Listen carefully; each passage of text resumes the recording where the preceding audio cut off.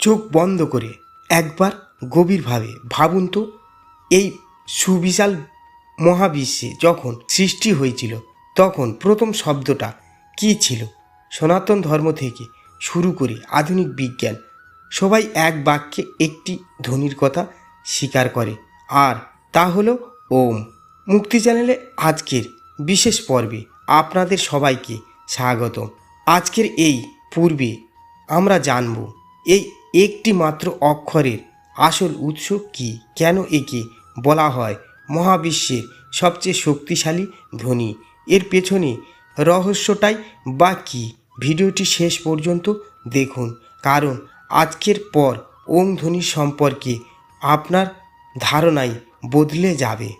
অনেকে মনে করেন ওম শুধুই একটি ধর্মীয় চিহ্ন বা মন্ত্র, কিন্তু এর মূল উৎস অনেক গভীরে।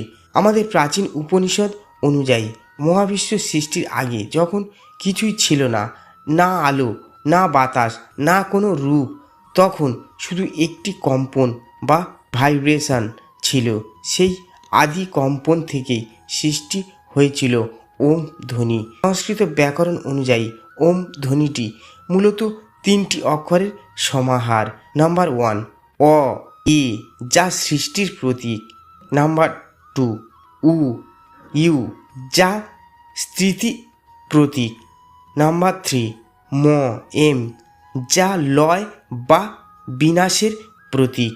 অর্থাৎ এই একটি ধ্বনির মধ্যেই লুকিয়ে আছে মহাবিশ্বের জন্ম, স্মৃতি এবং পরিবর্তনের পুরো চক্র। এখন প্রশ্ন আসতে পারে, কেন এই এক অক্ষরকেই সবচেয়ে শক্তিশালী বলা হয়? এর উত্তর লুকিয়ে আছে বিজ্ঞানে। নাম্বার 1 নিঃশ্বাসে প্রকৃতির সুর। আপনি যখন কোনো ভাষা ছাড়া সম্পূর্ণ স্বাভাবিকভাবে মুখ খুলবেন, প্রথম যে আওয়াজ বের হবে তা হলো অ। মুখ কিছুটা বন্ধ করলে হবে উ, আর ছোট পুরোপুরি বন্ধ করলে হবে ম।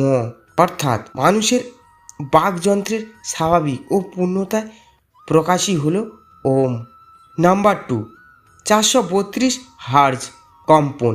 বিজ্ঞান বলছে আমাদের এই পৃথিবী এবং প্রকৃতির নিজস্ব একটি প্রাকৃতিক কম্পন রয়েছে। যখন আমরা সঠিকভাবে ওম উচ্চারণ করি তখন আমাদের শরীরের কম্পন প্রকৃতির সেই 432 হার্জ কম্পনের সাথে একদম মিলে যায়। এটি আমাদের হৃদয় ও মনকে মুহূর্তের মধ্যে শান্তি করে দেয়। নাম্বার 3 নাসার গবেষণা ও মহাকাশের ধ্বনি।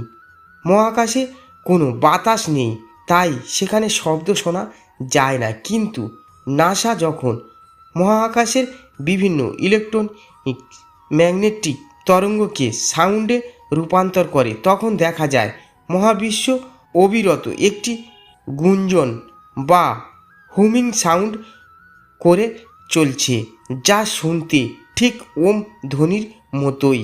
প্রতিদিন মাত্র 10 মিনিট ওম জপ বা উচ্চারণ করলে আপনার শরীরে কি ঘটে জানেন? মানসিক চাপ কমে।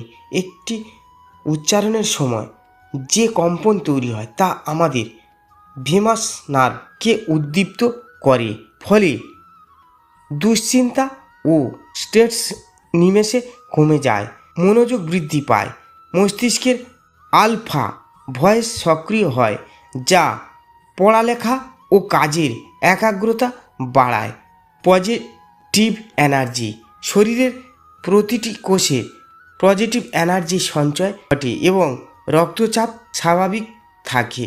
সংক্ষেপে বলতে গেলে ওম কোনো নির্দিষ্ট ধর্ম বা সীমানার মধ্যে আবদ্ধ নয়। এটি হলো পুরো মহাবিশ্বের একটি সর্বজনীন ভাষা, প্রকৃতির নিজস্ব সুর। আজকের এই ভিডিওটিতে যদি আপনাদের ভালো লেগে থাকে এবং নতুন কিছু জানার সুযোগ হয়ে থাকে তবে অবশ্যই লাইক করুন এবং কমেন্ট করে জানান আপনি কি প্রতিদিন ওম জপ করেন। আপনার বন্ধুদের সাথেও ভিডিওটি শেয়ার করতে ভুলবেন না। এরকম আরও আধ্যাত্মিক ও রহস্যময় জ্ঞানমূলক ভিডিও পেতে আমাদের মুক্তি চ্যানেলটি এখনই সাবস্ক্রাইব করে বেল আইকনটি প্রেস করে রাখুন। ভালো থাকুন, সুস্থ থাকুন। ধন্যবাদ।